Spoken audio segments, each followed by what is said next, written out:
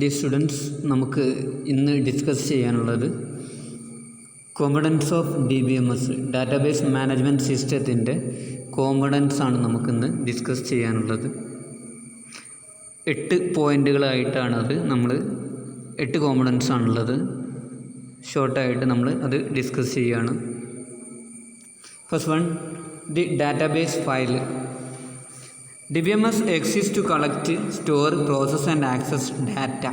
The most important component എന്താണ്? First ഡാറ്റയാണ്. ഡാറ്റാബേസിലെ file പറഞ്ഞാൽ ഡാറ്റ എന്താണ്? ഈ DBMS തന്നെ എന്തിനു വേണ്ടിയിട്ടുള്ളതാണ്? ഡാറ്റ കളക്ട് ചെയ്യാൻ, ഡാറ്റ സ്റ്റോർ ചെയ്യാൻ, ഡാറ്റ പ്രോസസ്സ് ചെയ്യാൻ, അതുപോലെ തന്നെ ഡാറ്റ ആക്സസ് ചെയ്യാൻ വേണ്ടിയിട്ടുള്ളതാണ്. അതുകൊണ്ട് ഡാറ്റ ഒരു ഇമ്പോർട്ടൻറ്റ് കോമ്പണൻറ്റ് ആണ്. ഓക്കെ. സെക്കൻഡ്,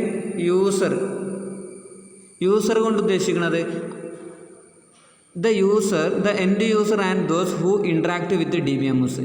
ആരാണോ ഡാറ്റാബേസ് മാനേജ്മെൻറ്റ് സിസ്റ്റമായിട്ട് ഇൻട്രാക്ട് ചെയ്യുന്നത് ഓലെയാണ് എന്ത് പറയുന്നത്? യൂസർ കൊണ്ട് ഉദ്ദേശിക്കുന്നത്. ഓക്കെ. അത് പല ആവശ്യങ്ങൾക്ക് വേണ്ടിയായിരിക്കാം അല്ലേ? ടു പെർഫോം ഡിഫറെൻ്റ് ആയിട്ടുള്ള ഓപ്പറേഷൻസ് ഫുൾഫിൽ ചെയ്യാൻ വേണ്ടിയിട്ടായിരിക്കാം അവർ ഈ ഒരു DBMSുമായിട്ട് ഇൻട്രാക്ട് ചെയ്യുന്നത്. അവരെയാണ് എന്ത് പറയുന്നത്? യൂസർ കൊണ്ട് ഉദ്ദേശിക്കുന്നത്. അതാണ് second component. Third component, A host language interface system. Okay.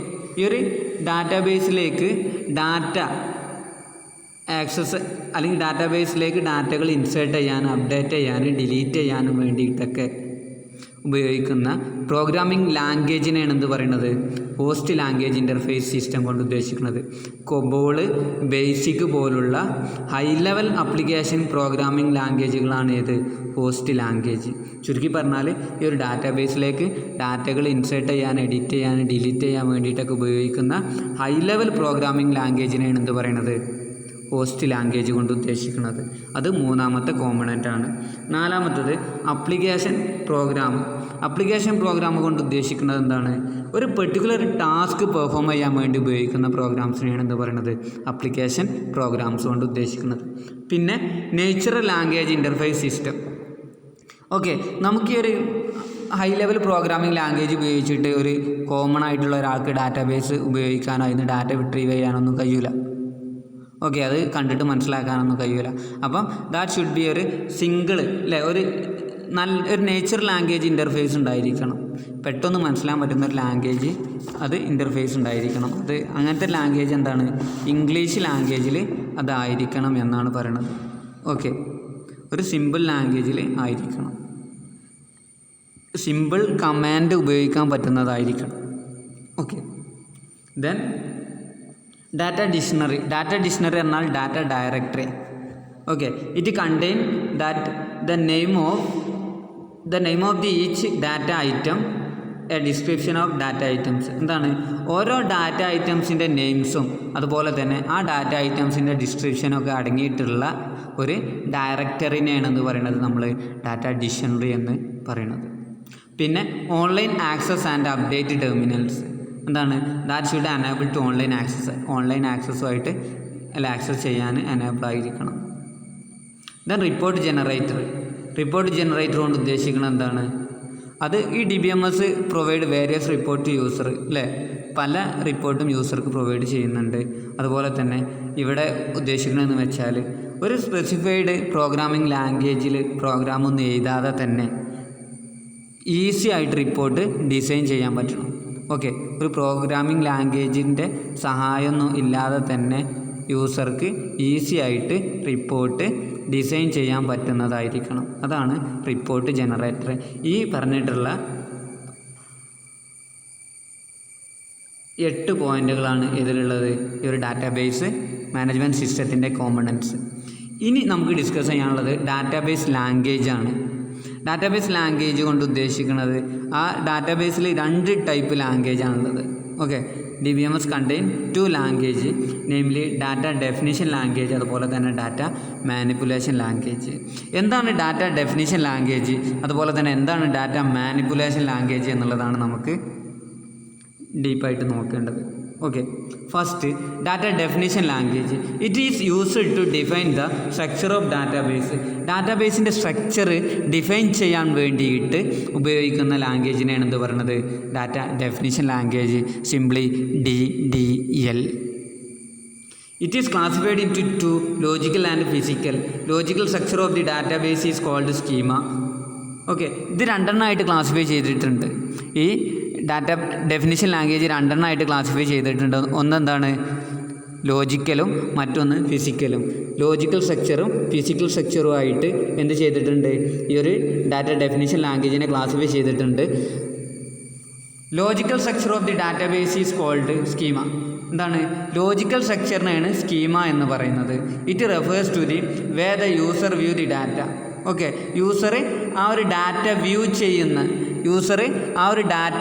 ചെയ്യുന്ന വേനെയാണ് എന്ത് പറയുന്നത് നമ്മൾ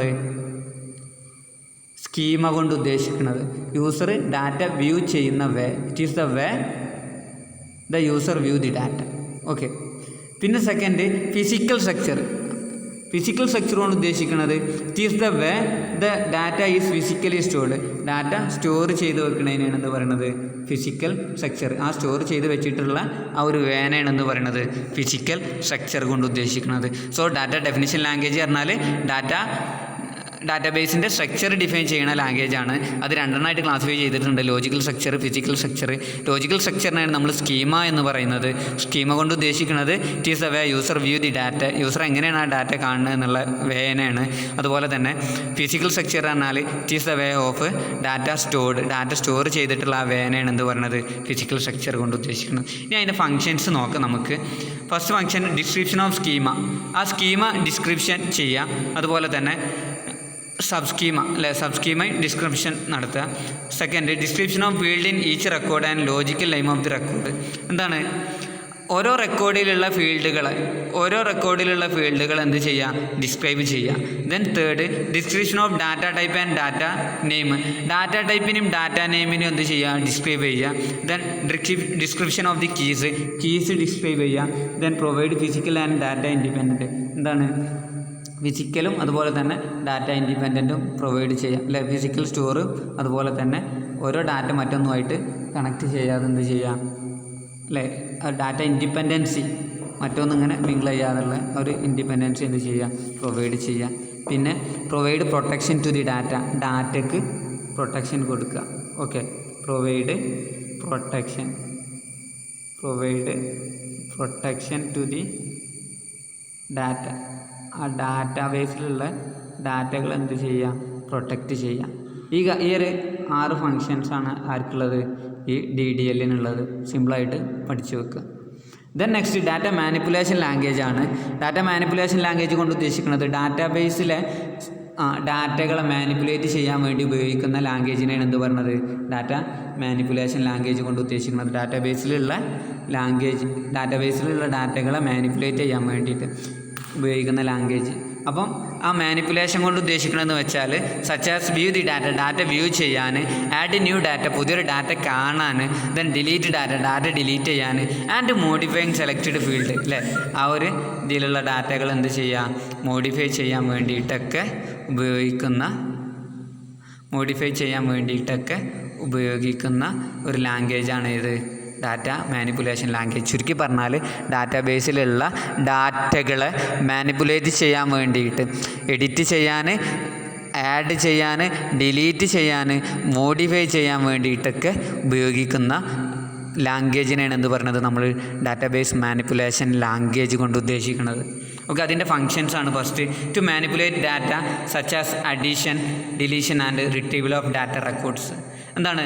ആ ഒരു ഡാറ്റാബേസിലുള്ള ഡാറ്റകളെ അഡീഷൻ നടത്താൻ അതുപോലെ തന്നെ ഡിലീഷൻ നടത്താൻ ഒക്കെ ഉപയോഗിക്കുന്നു അല്ലെങ്കിൽ അതിനു വേണ്ടി ഉപയോഗിക്കുന്നു. അതാണ് ടു മാനിപ്പുലേഷൻ നടത്താൻ വേണ്ടിയിട്ട്. Okay, then provide support for several high level language such as COBOL, C++, ETC അല്ലേ.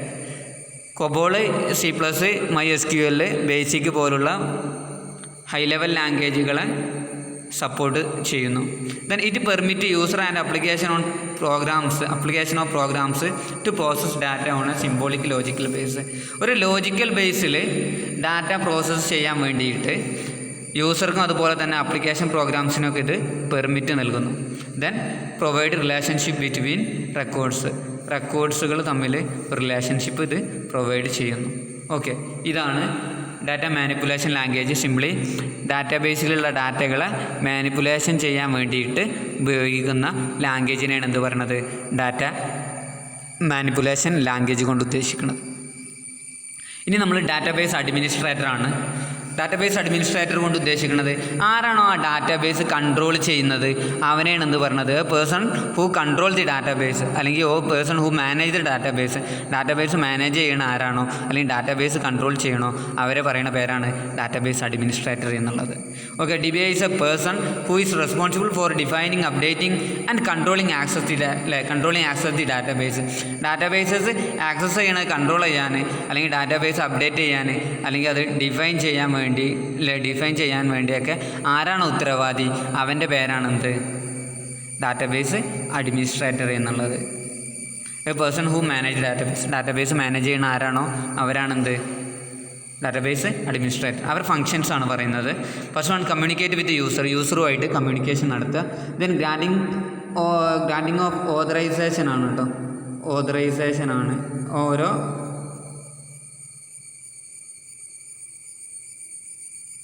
Granting of authorization of data access. എന്താണ്? ഡാറ്റ ആക്സസിൽ ഓതറൈസേഷൻസ് കൊടുക്കുക.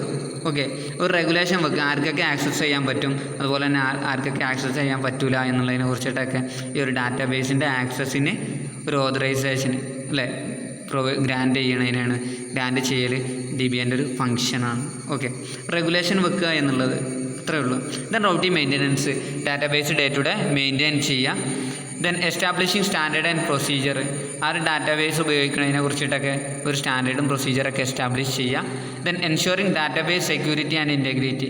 ഓക്കെ, ഡാറ്റാബേസിൻ്റെ സെക്യൂരിറ്റി അതുപോലെ തന്നെ ഇൻറ്റഗ്രിറ്റി ഒക്കെ ഉറപ്പ് വരുത്തുക അല്ലേ. പുറത്തുള്ള ടീമിൽ നിന്നൊക്കെ ഹാക്ക് ചെയ്യണതിനൊക്കെ എന്ത് ചെയ്യുക അല്ലേ, പാസ്വേഡൊക്കെ വെച്ചിട്ട് ആ ഡാറ്റാബേസ് പ്രൊട്ടക്റ്റ് ചെയ്യുക. ദെൻ ബാക്കപ്പ് ആൻഡ് റിക്കവറി, എന്തെങ്കിലും ഫയലുകളുടെ ഫെയിലിയറൊക്കെ വരികയാണെന്നുണ്ടെങ്കിൽ എന്ത് ചെയ്യുക? ഡാറ്റ ബാക്കപ്പ് ചെയ്യുക, ആ ഡാറ്റകൾ റിക്കവർ ചെയ്യുക. ഇതൊക്കെയാണ് DBAൻ്റെ functions, database administrator functions. Okay, database administrator പറഞ്ഞാൽ ആ ഡാറ്റാബേസ് കൺട്രോൾ ചെയ്യണ ആളെയാണ് എന്ത് പറയണത്? നമ്മൾ ഡാറ്റാബേസ് അഡ്മിനിസ്ട്രേറ്റർ കൊണ്ട് ഉദ്ദേശിക്കുന്നത്. ഓക്കെ, ആരൊക്കെയാണോ ഡാറ്റാബേസ് കൺട്രോൾ ചെയ്യണത് അവരെയാണ് എന്ത് പറയണത്? ഡാറ്റാബേസ് അഡ്മിനിസ്ട്രേറ്റർ കൊണ്ട് ഉദ്ദേശിക്കും. ഓക്കെ, ഇത്ര കാര്യങ്ങളാണ് നമ്മളിന്ന് ഡിസ്കസ് ചെയ്തിട്ടുള്ളത്.